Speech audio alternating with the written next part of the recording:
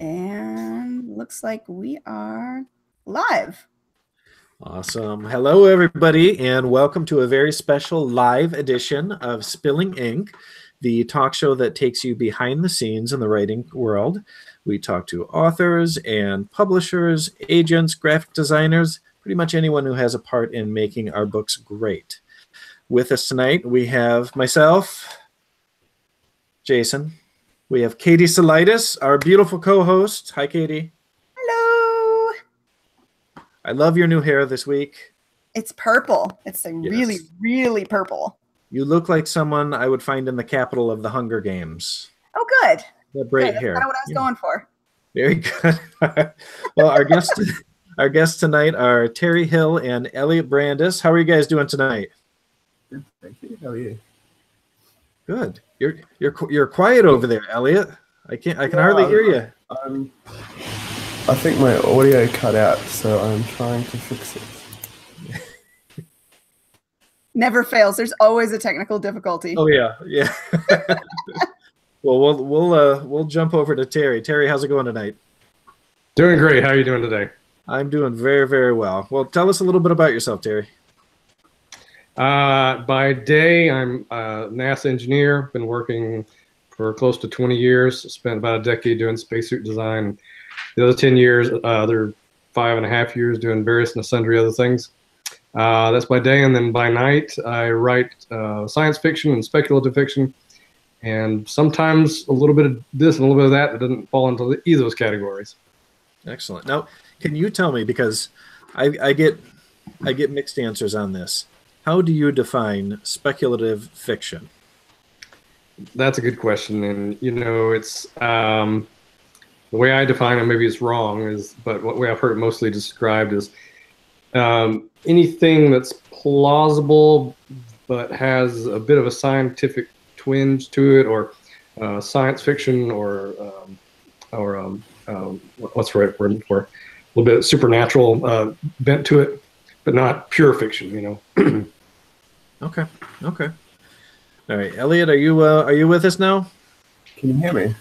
I can hear you. You can hear me? Is it good? Loud and clear? It's good, loud and clear and beautiful. All right, so Elliot has been on the show. It's been a little over a year, I think, since we've talked to you, though. Can you kind of refresh us? Tell us a little bit about yourself. Yeah, so I write as S. Elliot Brandis. As you might tell from the accent, I'm from Australia. Currently back in Australia. I think last time we spoke, I was in Peru. So slightly different scenery. So I'm working at time zones like a boss now. So I started out writing more, I guess, science fiction space. So post-apocalyptic sort of stuff was where I started. And I've slowly moved more and more into writing horror stuff. It's always good fun. So my books are getting slightly bloodier day by day, slightly gorier, slightly more fun. And that's where I'm at now. Yeah, there's a big change going from irradiated to a young slasher, right?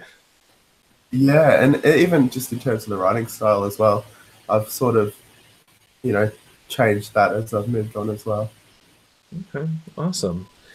So tonight we're going to be talking a little bit about authors behaving badly. And every one of us, even myself, as hard for it is for you guys to believe, even I have my bad moments where I think or say or do stupid things. And as an author, as someone who I don't consider myself a public figure because I'm not a big time author. I'm not famous. However, the public can see me. So if I write something, if I'm just a total a-hole online to someone or on my status, people are going to see that. And if I've wronged someone, I expect to get beat down a little bit on it. But what we wanted to talk tonight about is the bullying that sometimes occurs online. Very recently, there was a young woman who is an author who was targeted and bullied to the point where she attempted suicide. Cover artist. It was a pretty tragic situation where, and to be honest with you, to me, it doesn't even matter what she did. What matters to me is that so many people came out and trolled her and messaged her and harassed her and attacked her to the point where she felt like she had to go to these extremes and hurt herself. And it's a terrible thing. I hate to see that in our community. I hate to see it in the schools with my own children. And thankfully, they haven't been the targets of bullying too much. But, you know, it's something that's been around forever. And now with the digital age, it's easier than ever to bully someone else. So I wanted to find out from you two guests, what have your experiences been online so far? You know, have you had pretty positive experiences being a writer and being online? Have you had some negative experiences? What has it been like for you? Yeah, so I've largely been fairly fortunate with that. My experience has been, you know, largely the community's been very supportive and everything.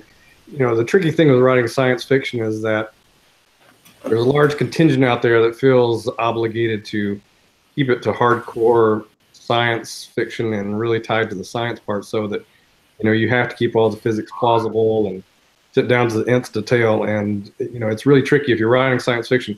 If you're going to write hardcore, you really need to pay attention to the facts. Otherwise, people are going to call you on it. Otherwise, you need to keep the science not the focus of your stories. And, you know, that kind of helps deflect a little bit about that. But, you know, I've really seen the bullying more on some of my fellow authors. Not so much in the science fiction area, but in like the paranormal and the romance side of things. That really gets pretty hot and pretty mean over there in those genres at times. Yeah. And we talk a lot, especially when we're speaking to new authors and people who are releasing their debut books. And one thing that's said a lot is thick skin. You got to have thick skin. And it is true, you know, because we're going to get bad reviews. We're going to have someone who trashes us on Goodreads or Amazon, and you're going to see it. And part of you might want to cry a little bit. Part of you might be pissed off, but that's unfortunately part of the game. However, I think that there's a big difference between having thick skin and being realistic and becoming a target. So, you know, it's crazy some of the stuff that goes on out there. Elliot, have you ever had any bad experiences out there being online?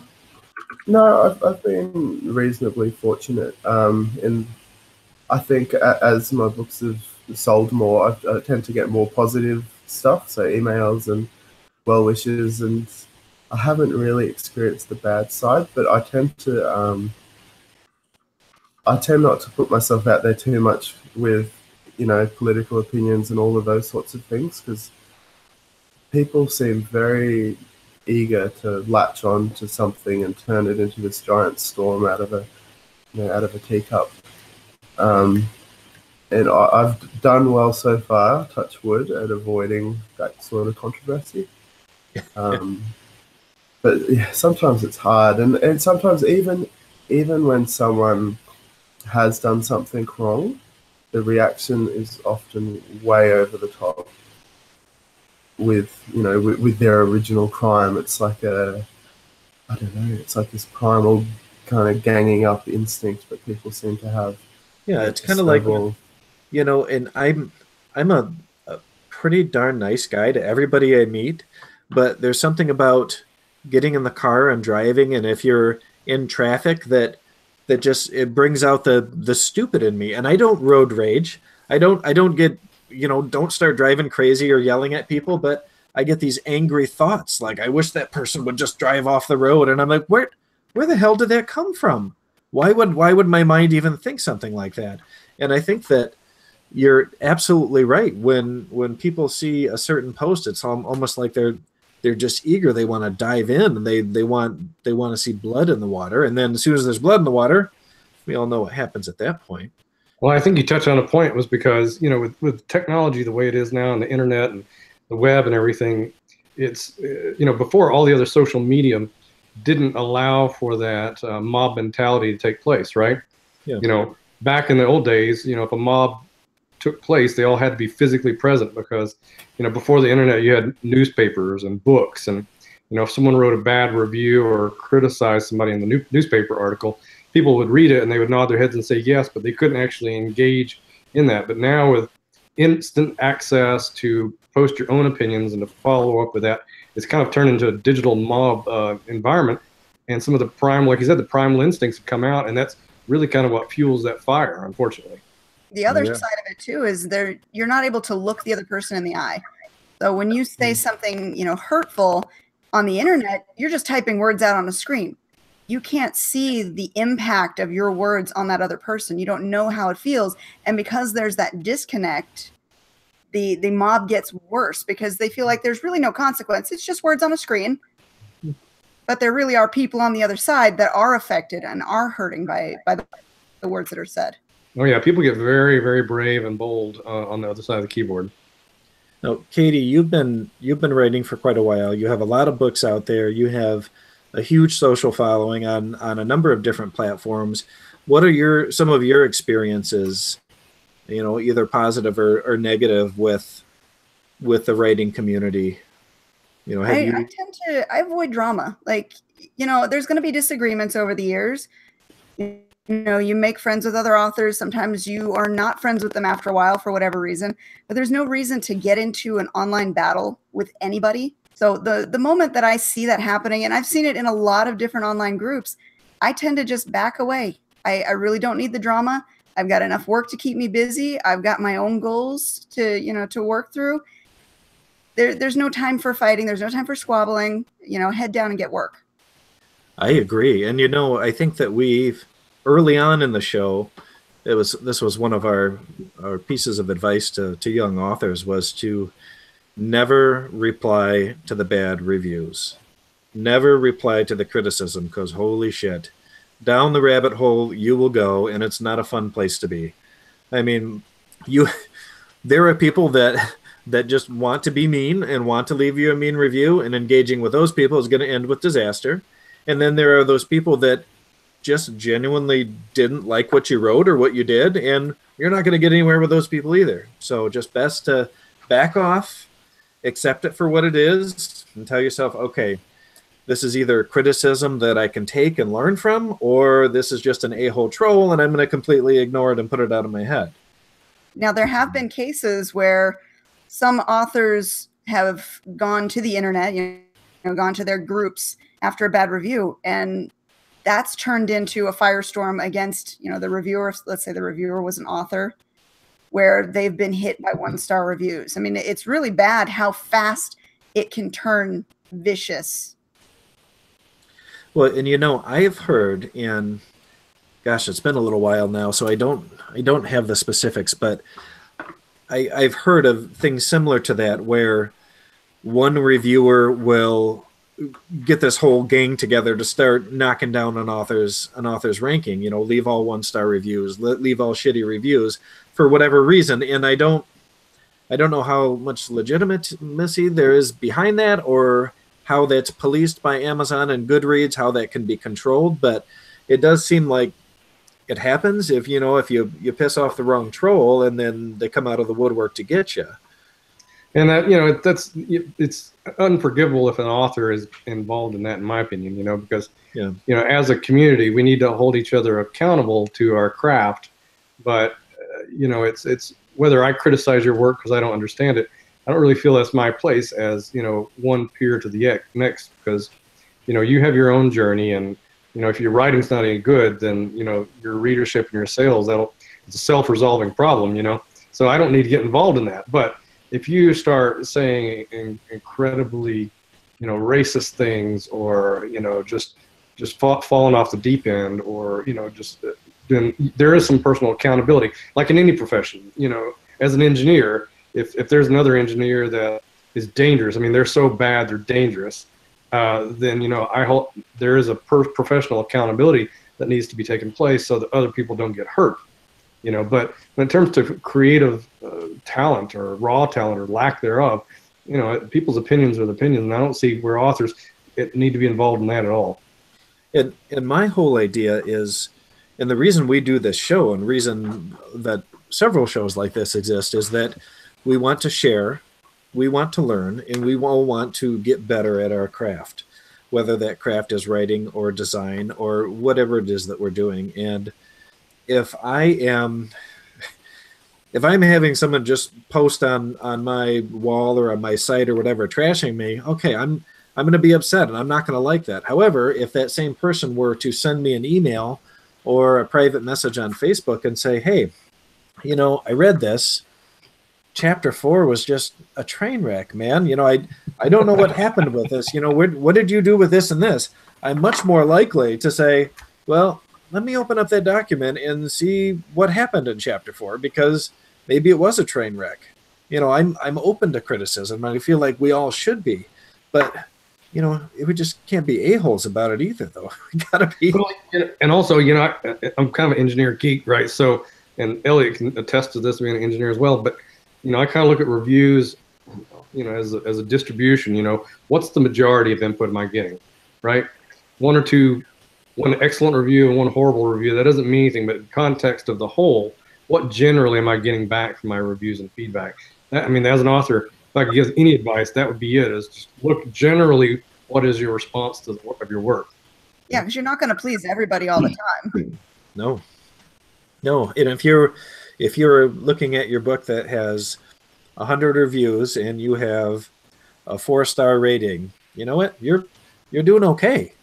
If you're looking at your 100 reviews and you have a 1-star rating, well, maybe time to take a step back and really go through that manuscript and work with an editor or another professional to help you go through it. But I think you're absolutely right. Look at the average of things. You know, you're not going to make everybody happy. None of us can, even me. And I am pretty great. So now you guys have both. Jason, is you can go to the community. You know, there's tons of groups out there that are there's geared towards indie authors of specific genres. So you got your horror authors, your romance authors, your paranormal, what have you. You can go to the community and you can ask for help. You can ask for them to review your work or to give you feedback on things. And a lot of times you'll find that the community is very open and very welcoming and helpful. And if they can't give you exactly what you want, they can guide you to where you're going to find the right information. That's true. I mean, I've beta read probably 2 or 3 dozen of her other authors, you know, just kind of run through there and give them as best instructional advice as I could. Not so much editing, but just really saying, hey, this is how you can tighten it up or up your game some. Because, again, you know, there's plenty of readers out there. I don't have to compete with anybody. No. Now, we've talked about negative experiences online. Have, Terry, either you or Elliot had any overly positive experiences? And by that, I mean, do you have anyone that actively pursues you online because they're a mega fan, or maybe they have a little bit of an internet crush on you and write you all the time, anything like that? Not to that degree. I get you've got a story. Tell me the story. No, I do get nice emails now, and I get like emails from people where you think, how did you even find my work? How are you reading it? So I've had people from like different film companies in the US email me and, you know, say, I'm a fan of your work, blah, blah, blah. Let me know anytime you release stuff. And to me, that's strange because, you know, I'm thousands of kilometers away, you know, not even in a major city, and they're emailing me from LA to say nice things. But I haven't had that kind of creepy super fan. I don't know if I should say creepy. I haven't been pursued by so you haven't had any stalkers yet, right? Excuse me. No, I'd be flattering at first, I think, and then maybe get a bit much. Yeah. I know. I think it'd be kind of flattering too. Like, nobody wants to stalk me. Why does no one want to stalk me? Come on. As long as they live in a different country, I'm cool with it. That's right. I'll call that. Now, Katie, what about you? Nope. No stalkers. Are you serious? No stalkers. What? No, I don't even get weird private messages, not even dick pics. So, you know. What? Yeah. Wow. Although I think we'd said it on a previous episode that that was like the mark of knowing when you've made it is when you start getting dick pics. Yeah. maybe we got to do something different with your outfits or something. Something tells me your email is just going to fill up now. We've got a picture on our page here that says it's the normal ones you've got to watch out for, not the crazies. That's true. That's very true. What a terrible mark to aim for, though. Excellent. Well, I suppose you might be right. Go Indy now. So, Elliot, you're across the world. In fact, Elliot is in tomorrow right now. So I want you guys to all let that sink in. Elliot is in tomorrow. It's still baffling to me how this all works. So, what my question for you is when you're selling books and when you're writing your books, I don't know a good way to ask this, but do you tailor your books to a worldwide audience, or are you tailoring them to an Australian audience? How are you crafting them? I do struggle with that a bit. So I think my books have actually become more Australian over time, in that I've sort of stopped worrying about if references are too different to someone from, say, the US. But I do sometimes consider it. So if I'm introducing something a little bit weird, I will kind of put an explainer in there, try to make it as natural as I can, but just to make it a little bit accessible. I did write a recent story for the sports edition of Canyons of the Dam, and with that one, I'm looking forward. Was it cricket? Sorry, I interrupted you. Now you're totally frozen. Elliot, Elliot, you're frozen. What happens when you time travel to tomorrow? That's right. All right, Elliot, you're back. Yeah. Yes, I lost you mid. Yeah. All right, go back. You were trying to tell us you just wrote something for the sports edition. Yes, I wrote a cricket story for the sports edition of Canyons of the Dam, and I set it in sort of rural parts of my state, and I let loose with, I guess, the lingo, the vernacular. It's very, very Australian, and for that one, I just decided to not worry, not worry what outside audiences, how much of it they could get. I thought I'd go the train spotting route, I guess, and just go full on with the culture and the sports terms and the cricket and the slang and the swearing.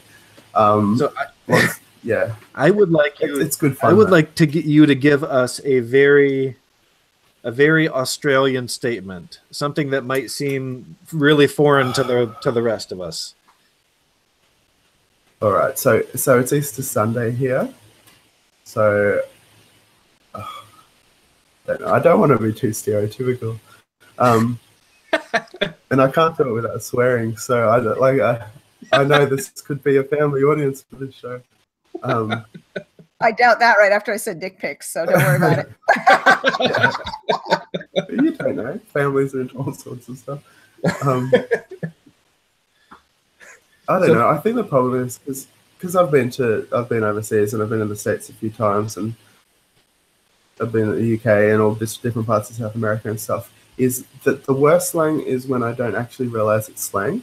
So there's lots of stuff that, I can account for and speak slightly more American, but sometimes you'll just let slip and you'll get a weird look. So what was it, like catching a taxi in the US and you've got your bag and you go, I just chuck it in the boot, which means just put it in the trunk or whatever, but just stuff like that where you're just a little bit too casual, or yeah. Now the hood is the bonnet, right? The hood is the bonnet, and the trunk is the boot. Okay, all right. Instead of putting it in there, you just chuck it in there. Okay. Like so, mate, just chuck it in there. She'll be right. Now, so when you're looking at your sales, because when I look at my sales for any of my stuff, the majority of it is within the US. Do you find the majority of your sales are within Australia, or are they kind of scattered everywhere? Mostly in the US, which has always been the case, and I'm not 100% sure why. And when young slashers started to take off, that was all in the US, a little bit in the UK. I don't sell very well in Australia, but my excuse is that people here don't really read ebooks quite so much as they do overseas. So unless you're in the traditional bookshops, you pretty much don't have a shot anyway. So why bother? Interesting. Now, Terry, what about you? When you're writing a book, are you thinking of any specific audience, or are you, because you write more? Now, actually, I'm not going to say that because it's not necessarily true. You don't really write in just one genre, do you? Most of my writing is in science fiction, and what borders on science fiction. So I write. No, I don't write for one particular demographic group or another. What I try and do is with my novels and such, I try and have a very wide range of beta readers from all different aspects and walks of life, so that I can try and increase the readability to a large majority of people who might be interested in it.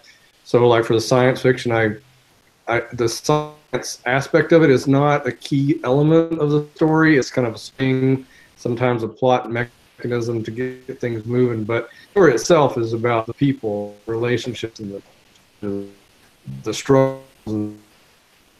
Stay away from like brand names and particular cultural references, just to kind of keep it generic.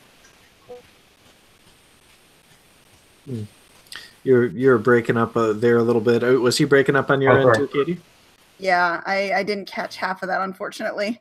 Oh, okay. Oh, again, I was saying, I try and get a broad audience for my beta readers, and that way it increases the readability of the books, so that if anybody's interested, they could read it without getting lost or with the science or what have you. Okay. No, but it's a pretty popular genre too, so you're going to get a wide audience just for being a sci-fi author. Yeah, and I think, like I said, I do pay attention to the relationship aspect of the story element. And I surprisingly, I had a lot more female readers than I would have anticipated. I really kind of expected it to be a bunch of mid-age guys, but it actually the opposites happened. So, awesome. Well, and you've got something that I can actually see it up on your shelf next to your television, Joseph. And this is not sci-fi at all, right? No, that's completely opposite. It's historical fiction, and it's I'm not particularly religious, but I've always thought that the story of Joseph and the Nativity was a story there that just needed to be told. I mean, he kind of had a tough road to hoe, to speak, and it was a tough story for anybody to do. But I thought, any person out there who's had to do the right thing, regardless of whether they wanted to, could identify with Joseph. So I thought I'd take a hack at it and just kind of give a different perspective to that. Okay, and that's something that I didn't realize you had written that. And it's funny enough, I had come across the cover to that book online somewhere. It must have been shared somewhere at some point, and I didn't realize it was you. But I remember being intrigued by the idea. So, and that's one of those that I would really like to read, because I love historical fiction. I love it when there's just enough fact that you can really put yourself in the situation and say, okay, well, this kind of coincides with things that I've heard before or read before. So I think that's a really neat idea. Yeah, I did a lot of research for that because as part of doing the research, I found that there was a lot of texts that were written at the same time as those that were included in the Bible, but they weren't, and add a lot of contextual information to the characters that Joseph and Mary that you just never hear. We get fed this Hallmark version of the two, and there's a lot of stuff that was written back then that just wasn't included. And I actually included in the back of the book a reference, because as people are reading through, they're like, "Oh God, Terry, where'd you come up with this stuff?" But it's in the back there, and it's a lot of it is just what's been written already. I just kind of spiced it up for modern day audiences, Okay. Now you guys both write for, here, and let me get some visual aids here down from my my shelves. So, Katie, tell me, do we still have Terry on the screen, or am I on the screen now? You're on the screen still. Okay, cool deal. It wasn't changed on my end. So, all three of us, Terry, Elliot, and myself, have written for Tales from the Canyons of the Damned. And this is a monthly publication put together by Daniel Arthur Smith. Great guy, great writer, and somehow he's sucked in this enormous group of very talented people. And then there's me at the tail end. I'm like trailing behind you guys. But I was wondering, how did you guys get involved with Tales from the Canyons of the Damned? Because it really is a strange publication. There is, like, trying to describe this for me is so difficult to people, because it's a mix of sci-fi and horror, and just there's so much cool stuff in here that is just bizarre and whacked out. How did you guys get involved with Daniel and this publication? Elliot. It's going back a bit. So I think I've had, let's say, 4 or 5 stories in Canyons of the Damned so far. And I'm trying to remember back how I first got in it. I know I had a story called Bloom, which is a really cool kind of magical realism story set on an island. And I never really had a place for it, but I love that story. So I somehow stumbled across Canyons of the Damned and messaged Daniel saying, hey, I've got this really great story that's too weird to send anywhere. Would you want to take a look at it? And he did, and he put it in there, and that was my Canyons debut. I think it was issue number 4, so early days. And then after that, I just do it because it's fun. You're open to a lot more experimentation with that format as well. Like, I can write something that's a little bit out there, a little bit crazy, and you get, instant feedback from the readers. You don't have to be sitting it on a shelf for months at a time. And it's just good for that sort of creativity, I think.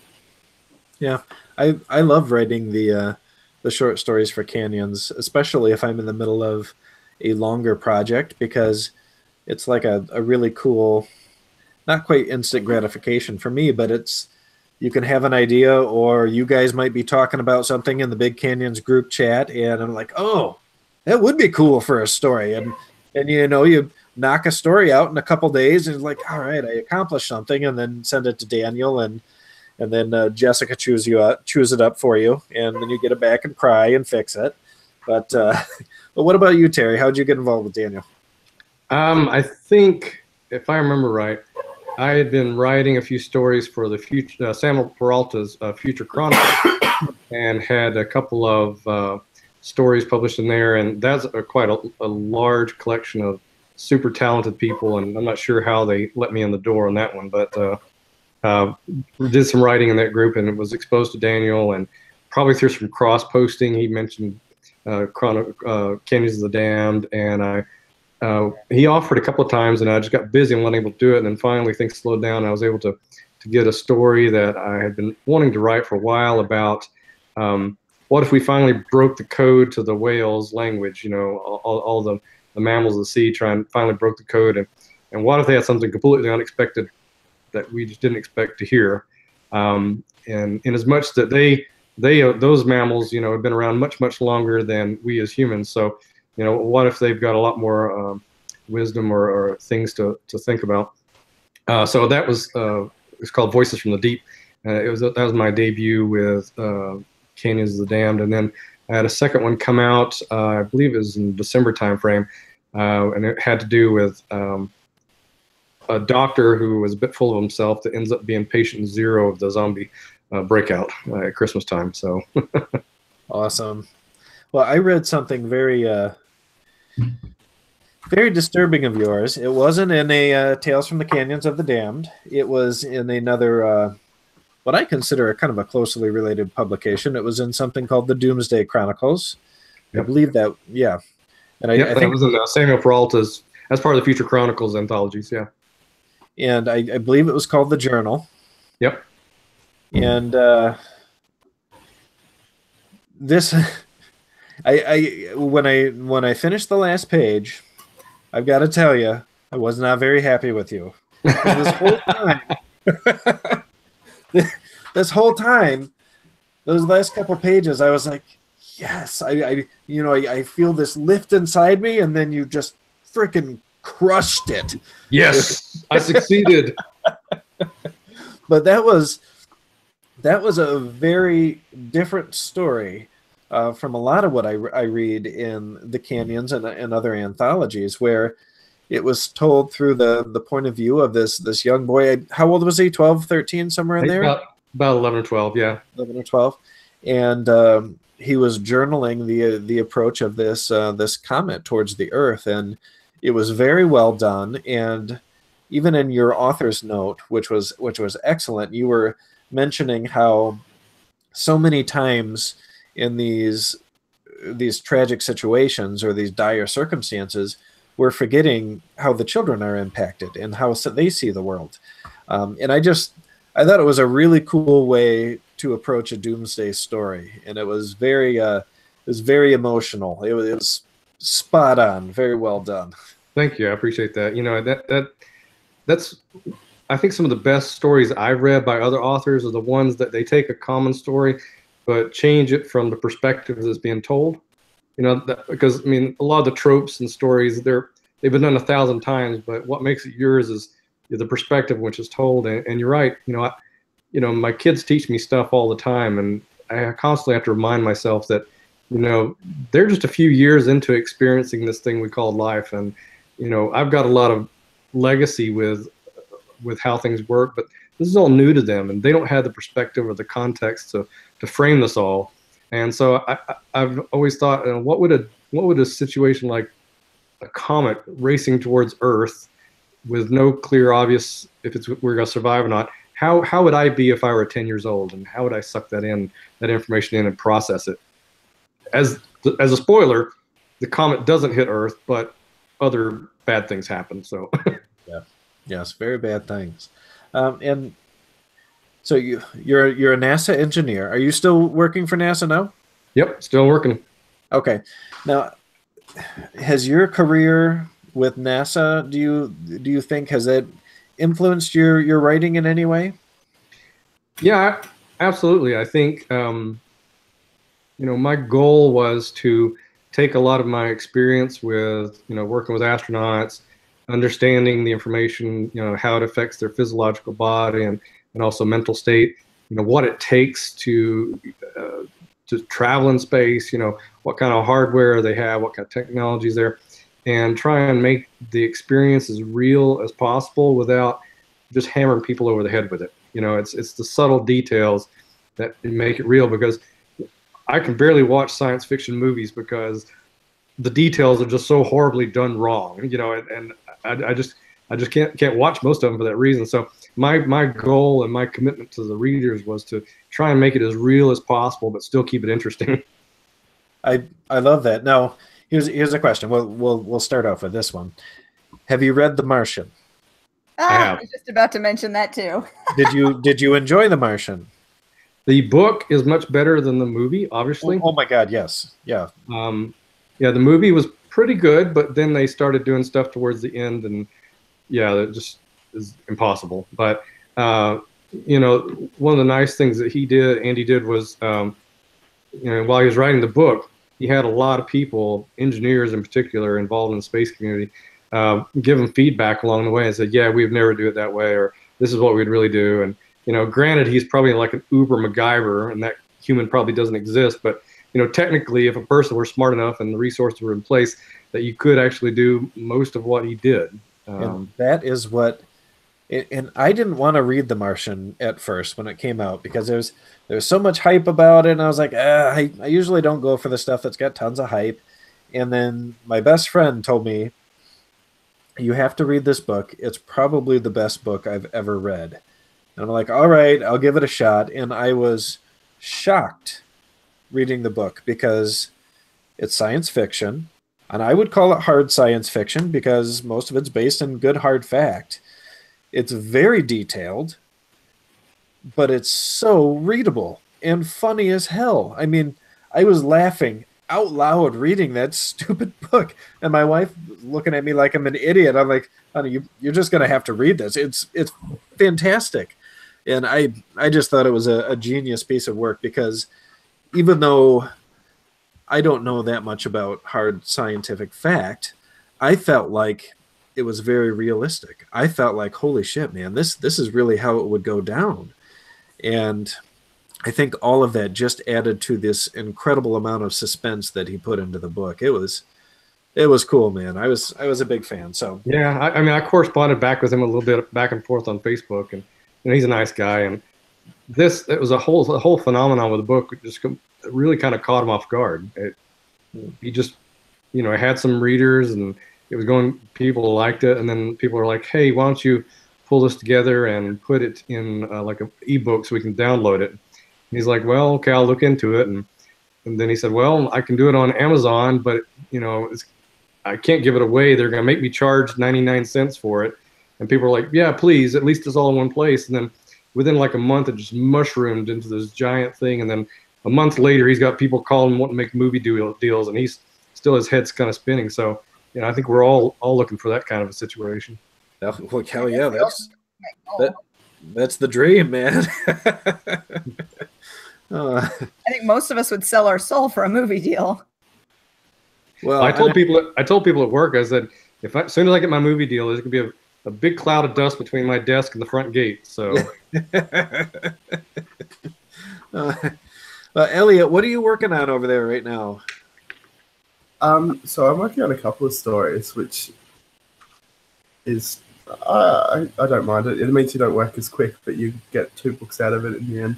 So I'm working on like a pseudo sequel to Young Slasher, which is it's quite different. It's not like a follow-on sort of sequel. It's more of like a parallel sequel with a different character, and paths intersect and stuff. So that's called Young Cannibal. So it's right into the cannibal genre of horror movies, but with a really emotional core. I like to put in a lot of characters you can root for, even if they're doing bad things. And then I'm also working on a story called Featherfoot, which is a lot harder to write because I'm writing in a different style, and it's based on a Aboriginal myth story, Dreamtime story, about this being that essentially kills people as part of the whole revenge system, honor system sort of thing. So that, if it ever gets finished, will be very, very interesting. It's a lot more serious than I guess Young Slasher and that sort of stuff, where I try and make it fun, try and make it like an 80s horror movie. So yeah. How do you go between writing 2 stories at the same time? I mean, it's gotta be hard to years like that. Yeah, I just follow my mood. It's interesting because I think it almost helps that they're quite different, in that one's first person present tense, the other one's third person, this and that. So I think almost being a different story, once you get going, your paths don't cross too much because they're completely kind of different, and I'm writing it in quite a different style as well. So I'm doing okay so far. Elliot, do you outline, or are you a pantser? I outline in my head. Yeah, so I'm mostly a pantser, but I always know where I'm going. Okay. I don't know if outlining in your head quite counts as outlining. Well, I don't know. I do this thing where I just like to know where I sort of break the book into quarters, and I know where I want to be at the end of the first quarter, the second quarter, the third quarter, and at the end. And then I fill in the gaps. So I think the story has a shape, but the paths getting there, I leave open to my inspiration, because if I try and outline it, it doesn't work. I change my mind anyway. Yeah, and I feel like too much outlining kind of takes some of the fun away from it too. It's writing this discovery writing thing. It's exciting, but then when you get stuck, it's like, well, shit, I wish I had an outline for this. What's interesting is most of the authors that we've talked to are pantsers. I mean, every time we've interviewed an author or a group of authors and we ask this question, the majority of them lean towards the pantser side of the spectrum. I'm totally an outliner because I have to be, because you know I only have an hour here, 10 minutes there, and write a couple stories at the same time. So you know, if I have it all laid down, almost down to the scene level, then if I get writer's block or have 10 minutes here, I can kind of jump in and say, oh yeah, this is what it was, blah, blah, blah, blah, and kind of go through there. But I mean, there's some revision, but this just works for me, I guess. No, that's awesome.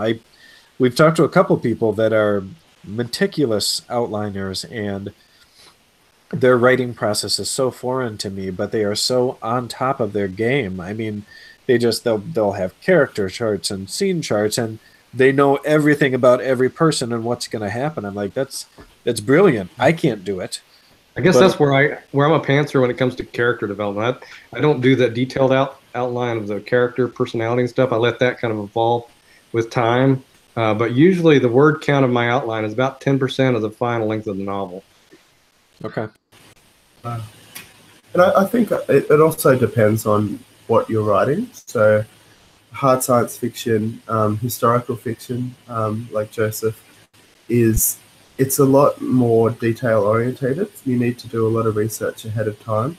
And I think it would be a lot harder to say you couldn't write The Martian as a pantser, because you need to have all this background information and you need to know where you're going. I wrote, I guess, a historical fiction story for Oceans, and I found that incredibly hard because at the back of my mind, I was always worried if I got a detail wrong, if I took too far of a creative liberty, that someone could always go, hang on, that's not what happened, that's not what that bloke was like. So I do think you need to have it much more planned if you're going to go something that's that sort of fact-orientated. That makes a lot of sense. It does. Oh, we've got a question from someone in our audience. They asked if Elliot is still running his work through writer groups. My writer groups. I don't know what that question is. Sorry, can you say it again? He looks lost, Friday Catch-Up. Can you clarify? Oh, and also Friday Catch-Up said that he had 2 hot cross buns for breakfast. Oh. So I don't know if that means anything to you, because to me, hot cross buns is actually just a song that you. No, they're actual buns. Yeah, I've got some here if you want one. Yeah, can you show me what a hot cross bun is? I can. I'll go fetch one for you. Yeah, go fetch one for me if you would, please. Throw it in the boot. Oh, good Lord. Sorry. This is why we don't teach any words, Jason. I have still, one of my goals is to use the word smote in a story and use it correctly. I'm desperate to be able to make that happen. All right, we've got some magic happening here. Let's see it. So that is a hot cross bun. So it actually has a cross on it. It does. It's got a little cross on it. So I think it must be a British thing if the Americans don't do it, but we do. It's like a spiced bread bun. So there's raisins and bits of apple and all sorts of stuff in there, cinnamon, and then they put like a little cross. So the cross doesn't really taste like much. It's like flour and water essentially, and it's like a harder sort of cross.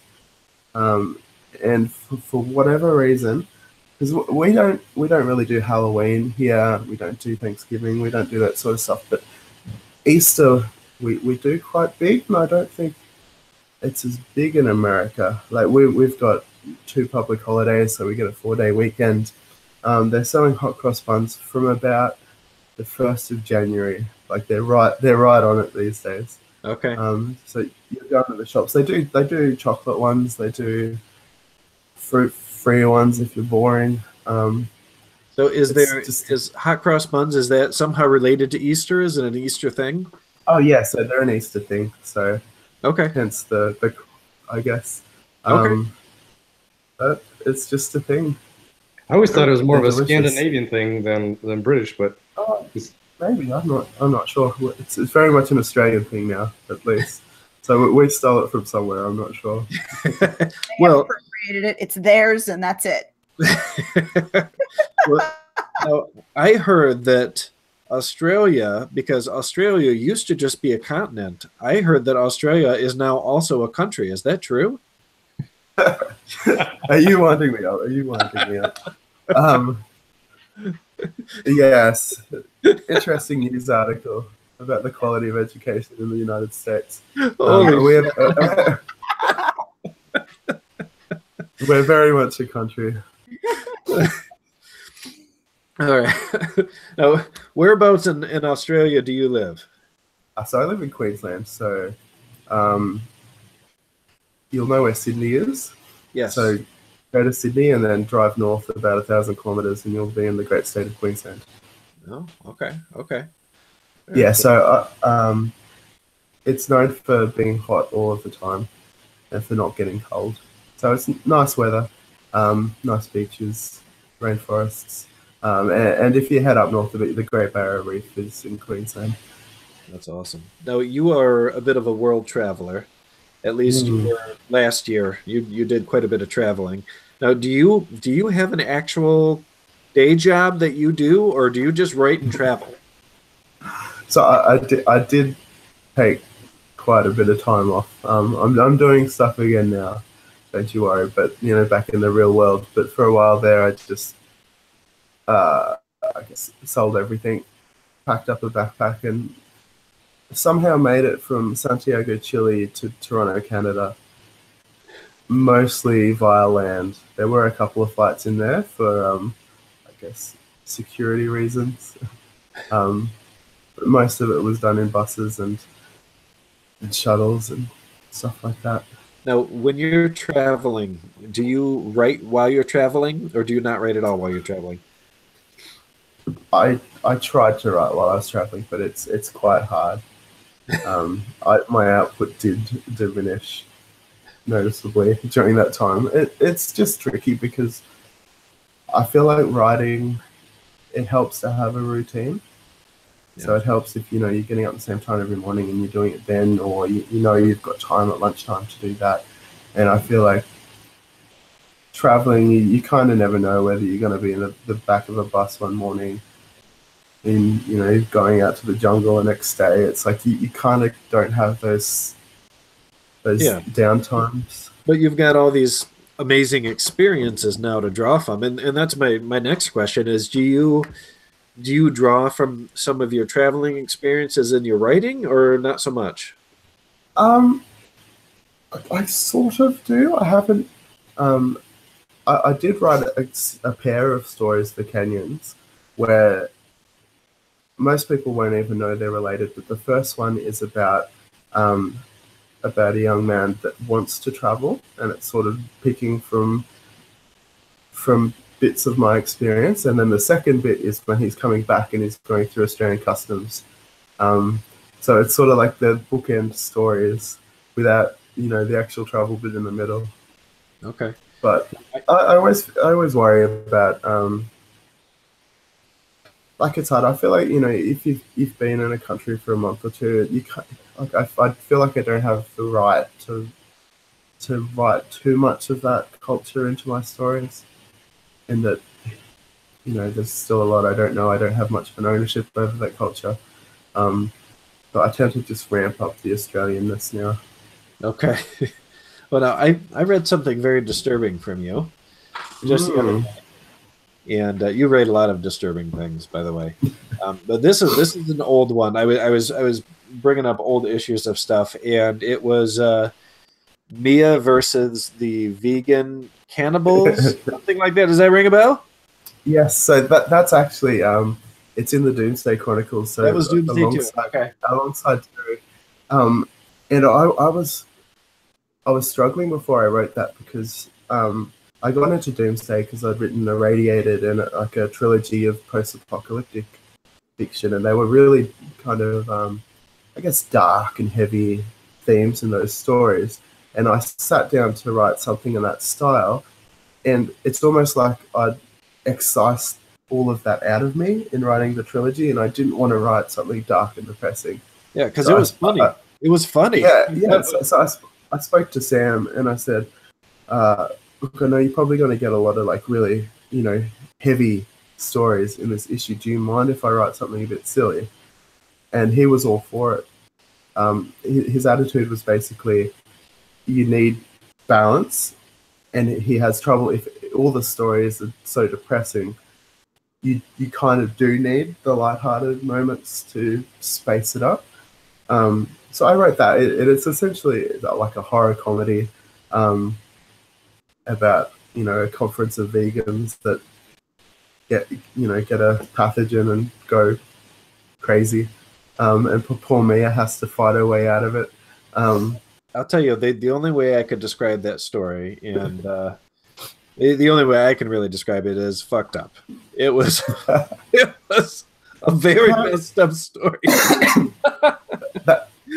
I will warn you, that's probably one of the more lighthearted horror stories I've written. So, I mean, I laughed, but at the same time, I was like, am I going to hell for laughing at the end of the story? Because it doesn't feel right that I'm laughing at it. Oh. I had a funny thing with that. So I wrote it in my traditional Australian style, and I had a lot of swear words in it. And I was worried, knowing that the Chronicles series has a broader audience, that you could get away less with offending whole bunches of people because it's got such a big readership. So I made the executive decision to go through the story, and everywhere I had a swear word, I sort of replaced it with like creative,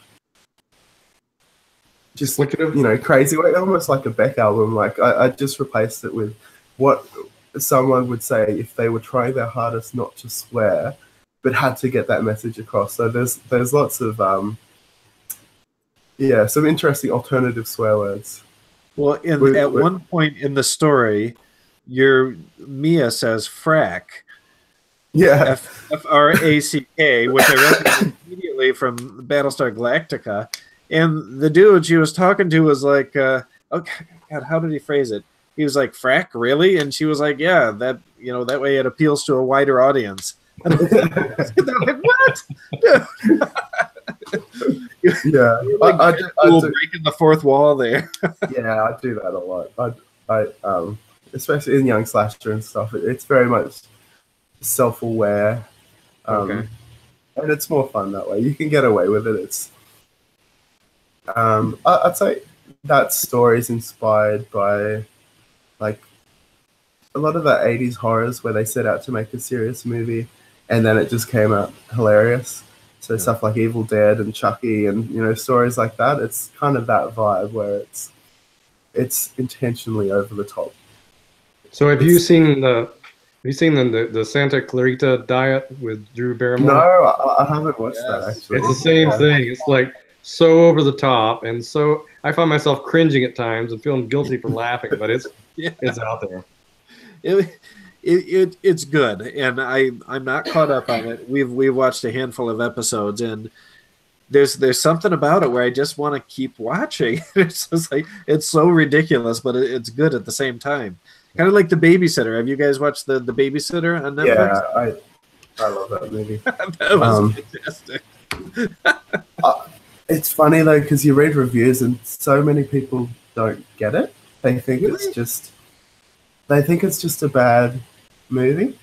Oh, but okay. if you've watched enough horror movies, you know that it's intentionally being a bad movie at certain points. And if a character's acting stupid, it's not because they're poorly written. It's because they're sort of playing on all the jokes, like all the styles, the people of the movies. Like I feel like unless you do it really obvious, like Cabin in the Woods, a lot of people, I don't know, just don't see the humor in it. Yeah. But I think it's great. I think my favorite show at the moment is Ash vs. Evil Dead, which I don't know if you've seen, but I haven't.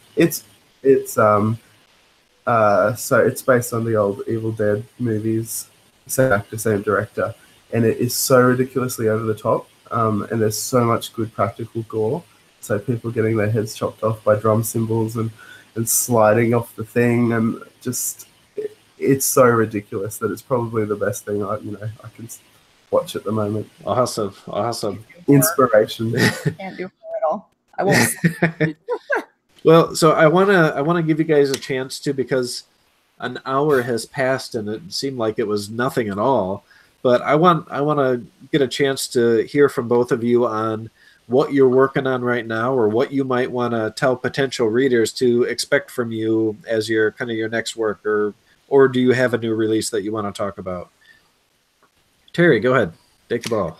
Okay, so my work has slowed down a little bit because I've taken on a new job responsibility at work, so that has kind of sucked up all my mental energy right now. But I've got the plan is to take a couple of short stories that I have written and turn them into full-length novels. One of them is Voices from the Deep, that was in the Canyons of the Damned, and that one's got at least one full-length novel in that one.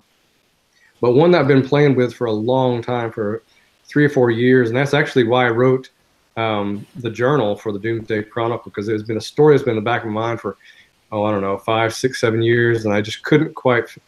I wanted to try it out. I didn't know how I would build it out, the characters and such, but that one is one that I really want to work on, the full-length novel, and the story itself is going to be the whole life of this young boy, starting, when the comet is approaching, but basically carry it through to the very end of his life, and as things kind of slowly unwind and shut down from a societal standpoint. That one I find very intriguing, and that may be the next one that gets written. Okay. Well, we'll definitely look forward to that. And this is totally off topic, but I wanted to ask you earlier, and I got sidetracked. You helped design the astronaut spacesuits at one point, correct? Right. Yep. Here's what I want to know. We've all seen the funny video of who was it? Tom Hanks and Apollo 13 peeing out the side of the lander, or whatever the module. So, how do astronauts poop in space? How do they do that? Yeah. So so on the space station, and for a little while the space shuttle, they had it kind of looks like a toilet, like a little room closet with something you sit on that it's like a vacuum, really, because it sucks air down, and in space, otherwise it just float everywhere, right? Right. Once you give momentum to something, and I won't describe what, but once you give momentum to it, the vacuum kind of grabs it and packs it away. But before that, they kind of had to do their best with baggies as they're kind of floating around the cabin. My Lord. Yeah, it's not very nice. Wow. Yeah, that is not very nice. No. Now, on the issue of defecation, there has been, probably since time began, a debate about Australian toilets and whether or not the water actually flows in the opposite direction as it does here in the Western Hemisphere, or wherever we are. So, Elliot, we need you to put this debate to rest once and for all. As I was explaining to you the other day, we were looking at YouTube videos and stuff. Our toilets don't swell here. So I know in America you've got this huge body of water. It's like Lake Michigan in a toilet, and it's up high and it fills up, and then it does this whole little event, to signify that your poop is being transported into the underworld. Here we have, I guess, like a shallower body of water, so maybe like that size. And when you flush, water just rushes in and it just takes it away. And it doesn't swirl, it doesn't do magic, it just gets it the hell out of there, it just bashes it with like water. a waterfall effect. That's exactly what it's like, Katie. Yeah, it's like it comes from, I guess, the front of the toilet and just shoots down like a jet stream and takes it away. So the real answer to the question is it's impossible to say because our toilets don't swell. I'm very disappointed that The Simpsons has misled us. It really has, and that was that was one of my main reasons for wanting to travel to Australia, is to witness counterclockwise swirling. But now it's fun. It's fun with that episode of The Simpsons. Australians love it because very rarely do we get a feature episode in a mainstream American TV show, but nothing in it is correct. Nothing. Not even the accents. The accents are the worst Australian accents I've ever heard. But we love it. It's funny. Well, that's awesome. So, And Elliot, we don't drink Fosters. I just throw that out there as well. We don't drink Fosters. if I went down to the local bottle shop, I don't think I could even buy it. well, you told me that Foster's isn't even made in Australia, right? No, so in the US, it's made in Austin, I think, or somewhere in Texas. Do you hear that, It's guys? essentially It's not even made in Australia, guys. It's No, not Australian for beer. and I think in the UK where it's quite popular, they make it in Manchester. So it's almost just like a brand that they sell out to other countries to slap this on and pretend it's Australian. It's all marketing. It's all in the marketing. Yeah. So, Elliot, what can we expect to see from you next? You've got a short story in the sports edition of Canyons, which I believe just released today, didn't it? Yeah, so today or yesterday, or probably depending on your time zone. It's just launched. It's a sports edition, so it's still, horror and sci-fi and those sorts of stories, but all with a central sports theme. And mine's based around, as I said before, a rural cricket match, with some very weird things happening to this dude. So I don't want to spoil it, but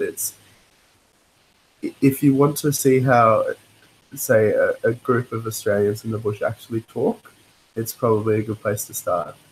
Excellent. So you can actually go on to Amazon if any of you are so inclined, and you can type in Tales from the Canyons of the Damned, and there are a lot of there's a lot of editions. Do you know how many we're up to now total? So this is number 23. Number 23. So there is a lot of really cool fiction in these, including 3 or 4 by me, some by Terry, some by Elliot, maybe someday some by Katie if we can get her to write some horror. But yeah, there's all sorts of good stuff on there. But Katie, is there anything else? Sorry, I just cut you right off. I was going to say, we can put the links in the description of the video, so that'll make it easier for viewers who are watching after the fact to find it as well. Yeah, for sure, for sure. Well, Katie, is there anything else that you want to talk about tonight? I know we didn't talk to you a whole lot. What are you working on right now? No, I was just enjoying the conversation. I know Elliot is magical when he speaks, isn't he? It's all about the accent. That's it. You just have to have a good accent, and you can just talk all day. All right, guys. Well, we are actually a little bit over our time tonight, but it was so much fun talking with you guys. Elliot and Terry, thank you so much for joining us tonight on this live edition. It was great to have you. Yes, appreciate it. I very much enjoying myself. Excellent. Yeah, awesome to be on again.